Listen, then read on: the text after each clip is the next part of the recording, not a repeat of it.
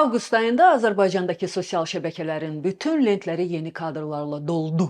Dünya şöhrətli Jackie Chan Bakıdadır.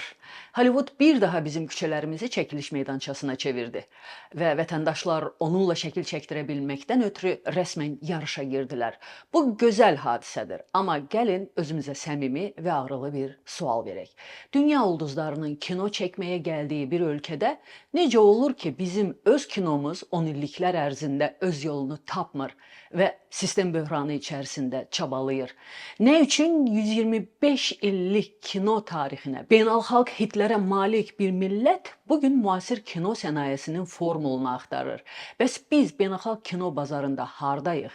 Niyə ayrı-ayrı uğurlar hələ də davamlı sənayeyə çevrilməyib?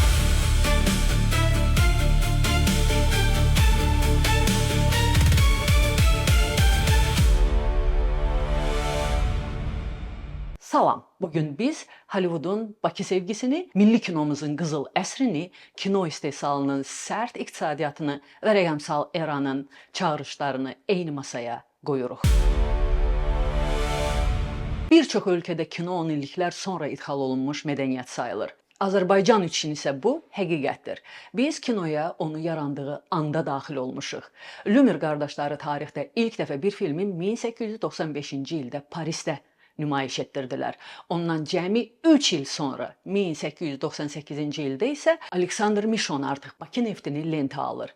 Zəngin, kosmopolit neft bumu yaşayan Bakı regionun ən cəlbedici çəkiliş məkanına çevrilir. Bu bizim birinci wow faktımızdır. Fəxrlə deyə bilərik ki, Azərbaycan kinosunun tarixi dünya kinosuna yaşıddır. Lakin sadəcə çəkiliş məkanı olmaq kifayət deyildi. Qısa bir müddət sonra Sovet erasında 1920-30-cu illərdə Bakıda artıq öz yerli mütəxəssislərimiz yetişirdi. Rejissorlar, ssenaristlər, texniki heyət, xarici texnologiya, yerli mentalitet və dramaturgiya ilə birləşdi və çox keçmədən Bakı çəkilişləri tam mənada Azərbaycan kinosu statusunu qazandı.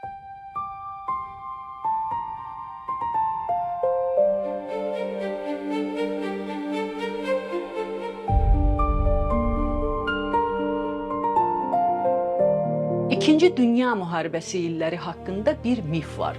Güya Sovet kinostudiyaları Bakıya təxliyə olmuşdu. Bu faktoloji olaraq səhvdir. Çünki əsas təxliyə mərkəzləri Mərkəzi Asiyada idi. Amma müharibə Bakıya Ümumİttifaq kinosunun bir sıra tanınmış yaradıcılarını, Sovet kinosunun bəzi məşhur simalarını və istehsalat təcrübəsini gətirdi. Bu da yerli milli məktəblə Ümumİttifaq istehsalat təcrübəsini, unikal sintezini yaratdı. 1945-ci il İkinci Dünya müharibəsinin sonlarına doğru Sovet və Azərbaycan kinosu tarixində çox önəmli bir yenilik yaşandı. Həmin il Arşın Malalan filmi çəkildi və qlobal hitə çevrildi. Başqa deyişlə, Azərbaycan kinosu tarixində ilk dəfə olaraq məhz Arşın Malalan ölkə sərhədlərini aşan böyük mədəni hadisəyə çevrildi. Biz bu haqda gələcək buraxılışlarımızda ayrıca detallı bir şəkildə danışacağıq. Film müxtəlif dillərə tərcümə olunaraq 100-dən çox ölkədə nümayiş etdirildi. Üzeyir Hacıbəyovun bu əsərinin uğurunun səbəbi isə universal komediya dili, musiqi, prodüserlik işi ilə izah olunur. İllər sonra yaşanan bir hadisəni yeri gəlmişkən paylaşmaq istərdim. Amerika Birləşmiş Ştatlarında köhnə Azərbaycan filmlərinin bərpası və rənglənməsi layihəsi üzərində işləyərkən vizual effektlər üzrə Oskarlı Amerikalı mütəxəssis Piers Patel Arşın Malalanı izlədi. Filmin keyfiyyətinə, tempinə mat qalan mütəxəssis layihənin rəhbəri Elruz Fətiyevə çox sadə, amma dəhşətli bir sual verdi. 1945-ci ildə bu səviyyədə və universal miqyasda qlobal hit çəkməyə qadir olan bir ölkə necə olur ki, bugün beynəlxalq kino sənayesinə malik deyil? Bu sual bütün verilişimizin leytmotividir əslində. Rüstəm İbrahimbəyovun ssenarisi ilə çəkilmiş Burned by the Sun filmi ilə Oskar alması isə sübut etdi ki, bizim ssenari məktəbimiz dünya zirvəsinə qalxa bilər. Və sonra nə baş verdi? Kinomuzun qızıl dövrünü təkcə akademik dramlarla məhdudlaşdırmaq olmaz. Sağlam sənaye kütləvi kino tələb edir. Kinorejissor Oktay Mirqasımovun Şeytan göz qabağında filmini götürək. 1980-ci illərin sonunda bu filmlə birlikdə Azərbaycan kinosu Respublika hüdudlarından kənarda da nümayiş olunan və satılan kommersiya məhsulu yarada bildi. Şeytan göz qabağında geniş auditoriyaya hesablanmış janr kinosunun əsl nümunəsi idi. 80-ci illərdən danışarkən Bəyin oğurlanması filmini xatırlamadan üstündən keçə bilmirəm. O zaman uşaq idim və çox yaxşı xatırlayıram üstü açıq yay kinoklublarının divarlarındakı afişaları və insanların axın-axın filmi izləmək üçün kinoteatrlara üz tutmalarını. Hələ dünya kinematografiyasında film commission termini yaranmazdan 10 illiklər əvvəl Bakı universal təbii çəkiliş meydançası kimi istifadə olunurdu. Paytaxtın küçələri İstanbulu, Tehranı, Buenos Airesi oynayırdı. Xarici rejissorlar Bakının vizual çeşidini dərhal tuturdular.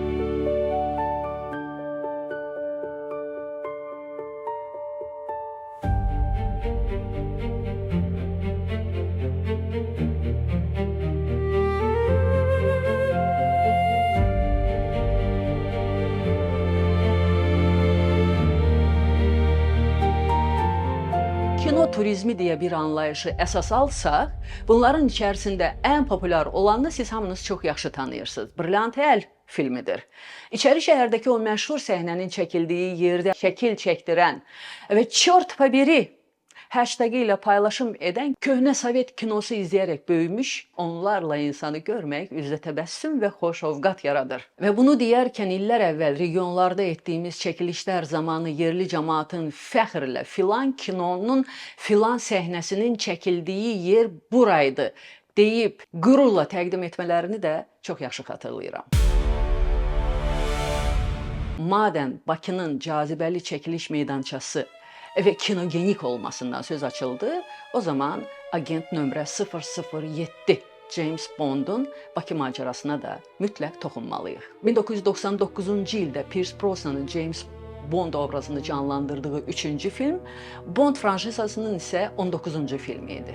Filmin süjeti Xəzər neftinə, neft kəmərinə və neft imperiyasının varisi olan Elektra King'ə, hansını ki Sophie Marceau oynayırdı, nəzarəti uğrunda mübarizə ətrafında qurulmuşdu. Baş rol oyunçuları Pierce Brosnan və Sophie Marceau'nun iştirakı ilə əsas kadrlar Bakının kənarında yerləşən Bibi Heybət neft mədənlərində çəkilib. Məhz burada Bond neft buruqları arasında BMW Z8 avtomobili ilə hərəkət edir. Bu görüntülər filmdə King'in neft yataqlarını təqdim edən məkanın ümumi görüntüləri kimi istifadə olunub. Bakı filmə necə düşdü? Paytaxtın filmdə yer almasının əsas səbəbkarlarından biri Azərbaycanlı kino rejissor və kino prodüseri Əli Humani idi. Filmin süjetinin neftlə bağlı olduğunu öyrənən Humani özü Pinewood studiyası ilə əlaqə saxlayaraq Azərbaycanı çəkiliş məkanı kimi təklif edib. O, Azərbaycanın dünya neft sənayesinin tarixi beşiyi olduğunu vurğulayıb, prodüserlər bu təklifi qəbul edib və Humanini də filmin Azərbaycanda çəkiləcək hissəsinin koordinatoru, prodüseri kimi təyin ediblər. Təhlükəsizlik tədbirlərinə görə Bakı sakinlərinin çox az hissəsi o zaman Hollywood ulduzlarının şəhərdə olduğundan xəbərdar olublar. Filmdə Bondun sürdüyü BMW Z8 həmin vaxt hələ kütləvi istehsala buraxılmamışdı. Avtomobil satışa yalnız 2000-ci ildə çıxmalı idi və buna görə xüsusi olaraq Bakıya gətirilmişdi. Çəkilişlər zamanı Azərbaycan Sinema kinoteatrında mətbuat konfransı keçirildi və bu kinoteatr Humani ailəsi tərəfindən bərpa edilmişdi və tədbir də Azərbaycan Kinematografçılar İttifaqının iştirakı ilə təşkil olunmuşdu. Maraqlıdır ki, sonradan Brosnan'ın həmin mətbuat konfransında içki içdiyi stəkanı Bond pərəstişkarları $50 satın almışdılar. Filmin 1999-cu ilin noyabrında ekranlara çıxdı və həmin dövrdə Bond seriyasının ən çox gəlir gətirən filmi oldu. Dünya üzrə təxminən $362 milyon gəlir əldə etdi. Azərbaycan üçün isə bu filmin əhəmiyyəti daha çox ölkənin beynəlxalq imicinə təsiri ilə bağlı idi. Bu, Azərbaycanın neft mövzusunda çəkilmiş böyük Hollywood blockbusterında ilk dəfə həqiqətən geniş şəkildə görünməsi baxımından mühüm hadisə idi. Filmin süjeti həmin dövrdə Xəzər nefti, onun beynəlxalq bazarlara çıxarılması və gələcək Bakı-Tbilisi-Ceyhan neft kəməri ətrafında gedən real geosiyasi müzakirələrlə müəyyən mənada səsləşirdi. 1991-ci ildə SSR ilə birlikdə dövlət maliyyələşdirmə sistemi də çökdü. Amma kino öldü demək böyük yalan olardı. Təxminə filmini xatırlayın. Bu da ən yeni tarixdə lentə alınmış böyük hadisə idi. Anarın 5 mərtəbəli evin 6-cı mərtəbəsi adlı romanı 60-cı illərdən oxuculara çox yaxşı tanış idi. Maraqlı hekayədən əlavə təxminə müstəqil Azərbaycanın milli kino tarixində ilk dəfə olaraq Azərbaycanın hüdudlarından kənarda da çəkilmiş film idi və baş rol oyunçusu Türkiyəli aktrisa Miray Konrad idi. Kinoteatrlarda anşlaq idi. Bəs sonra nə oldu? Bəzən film sənayesinin yaşadığı ətaləti yaxud uğursuzluğunu Azərbaycanın kifayət qədər bazar potensialı olmamasına bağlamağa çalışırlar ki, bu da absurddur. Problem kinoteatra getməyən tamaşaçıda deyildi.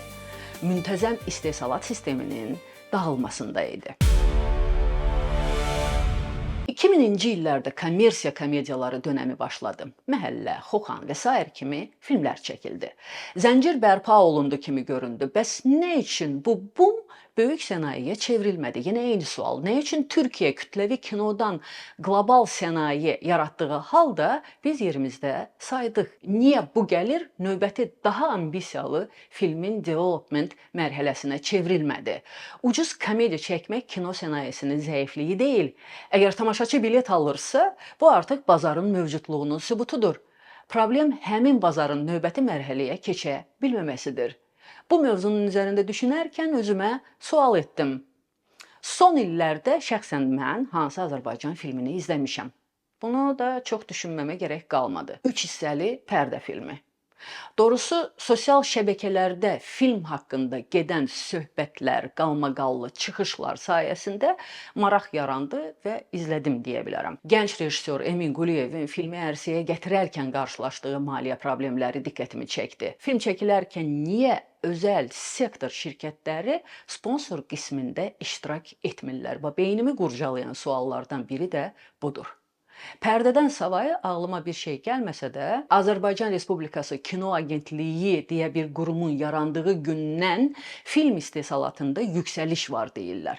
Onlarla tam metrajlı, qısa metrajlı, sənətli filmlər istehsal edilir, festivallar üçün çəkilən filmlər, xalq üçün çəkilən filmlər, radiqaloçki, yəni quş qoymaq xətrinə çəkilən filmlər də buraya daxildir. Bəs nəticə? Sual ritorikdir. Və beləcə gəldik sistem böhranı, başqa deyişlə büdcə silmə modelinə. Ən kəskin diaqnoz da buradadır. Təəssüf ki, Azərbaycan kinosu uzun illər sosial yardım və büdcə silmə modelində qaldı. Dünyada film prokatda pul qazanmaq üçün çəkilir, köhnəlmiş modeldə isə film ayrılan büdcəni xərcləyib hesabat vermək üçün çəkilirdi. Dövlət kinoya pul ayırırdı. Amma bu vəsaitin nə qədərinin tamaşaçıya, prokata, beynəlxalq satışa və növbəti filmə çevrildiyini ölçən şəffaf sistem nə dərəcədə işləyirdi? Ümumiyyətlə işləyirdimi? Film çəkildi, arxiv rəfinə qoyuldu və salam. Bu qeyri-səmərəli sistemin bədəli isə təkcə itirilmiş milyonlarla ölçülmür, o itirilmiş nəsillərlə ölçülür. Əgər bir rejissor film çəkib növbətisini illərlə gözləyəndə ssenari yazan reklam çəkməyə gedir, operator ölkəni tərk edir, prodüserlik məktəbi isə operasiya eləyə bilmir. Şübhəsiz ki, dünyanın hər yerində yaşayıb fəaliyyət göstərmiş istedadlarımız var. Gənc nəslin böyük ehtimalla tanımadığı, amma həmişə Azərbaycanlı kimliyini vurğulamış fransız aktyor Robert Hossein. Fransız kinematoqrafının böyük ustadı, rejissor və aktyor, məşhur Angelik kino silsiləsinin isə başrol oyuncusu idi və dünya kinosunda öz sözünü demiş bir isim olub. Mütləq qeyd etmək lazımdır ki, 2016-cı ildə çəkilişləri bitmiş və dünya kinoteatrlarında nümayiş etdirilmiş Əli və Nino da milli kino adına çox yaxşı beynəlxalq təcrübə idi. Filmin çəkilişləri heyətində Asif Kapadia və Christopher Hampton, Halit Ergənc kimi tanınmış usta isimlər iştirak edir. Bəlkə film böyük kommersiya hadisəsinə çevrilmədi, amma Azərbaycan hekayəsinin dünya film sənayesinin dili ilə danışılması üçün real model yaratdı. Bundan başqa İndoneziyalıların çəkdiyi Leyli Məcnun filmi göstərdi ki, Azərbaycan artıq Netflix platformasındadır və Azərbaycan Netflixdə yoxdur və Azərbaycana Netflixdə heç rast gəlinmir tezisi də artıq doğru deyil. Bəs niyə? Eyni sual. Bu davamlı prosesə çevrilmədi. Problem individual uğurların dövlət və prodüser sisteminə çevrilməməsindədir. Qayıdaq bir daha Jackie Chan-a. Armor of God silsiləsindən 4-cü filmini çəkmək üçün Bakını təsadüfənmi seçdi? Filmin prodüserləri bu haqda bir açıqlama verməyiblər. Amma və lakin bu seçimi daha maraqlı edən başqa bir məqam var. Azərbaycan məhz indi xarici kino istehsalı üçün yeni maliyyə təşviqi mexanizmi işə salır. Müəyyən edilmiş meyarlara cavab verən uyğun xərclərin 40%-nədək hissəsi istehsalçıya geri qaytarıla bilər. Bu, beynəlxalq istehsalda bir neçə ay işləmək, gənc mütəxəssislərə nəzəri şəkildə illərlə öyrənilməsi çətin olan real standartları praktikada görmək imkanı verir. Xarici film istehsalçıları pavilyon kimi ölkə lokasiyasından istifadə etsələr, daha sonra productiona xərclənmiş məbləğin bir qisminin dövlət tərəfindən istehsalçıya geri ödənməsində məqsəd ölkənin tanıdılmasına dəstək olmaqdır. Gəlin bu rəqəmləri kinorejissor və prodüser dilindən sadə iqtisadiyyat dilinə tərcümə edək. Şərti olaraq deyək ki, hər hansı xarici studiya Bakıda 10 milyon dollarlıq film çəkməyi planlaşdırır. Bu məbləğin 5 milyonunu onlar birbaşa Azərbaycanda xərcləyirlər.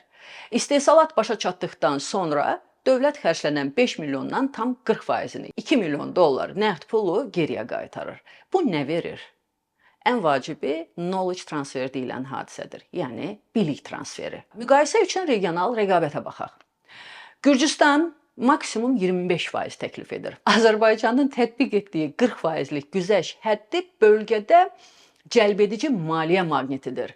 İndi əsas məsələ bu maliyyə mexanizmini çevik bürokratik prosedurlarla dəstəkləməkdir. Beləliklə, sözümün canı budur ki, Azərbaycan kinosunu sıfırdan yaratmağa ehtiyac yoxdur. İndi məqsəd gələn xarici ulduzlar üçün sadəcə ucuz dekorasiya olmaq deyil, müstəqil regional kino hubuna çevrilməkdir. Yadınızdadırsa, Amerikalı mütəxəssis soruşmuşdu. 1945-ci ildə böyük hit çəkən ölkə necə oldu ki, sənayesini itirdi? Bəlkə də məsələ artıq bunun nə üçün əvvəllər baş verməməsində deyil. Məsələ bunu indi edə biləcəyimizdədir. Bəzən sizi daha çox nə ləngidir? Prodüser sisteminin olmaması, yoxsa köhnə qaydalarla işləmək vərdişi?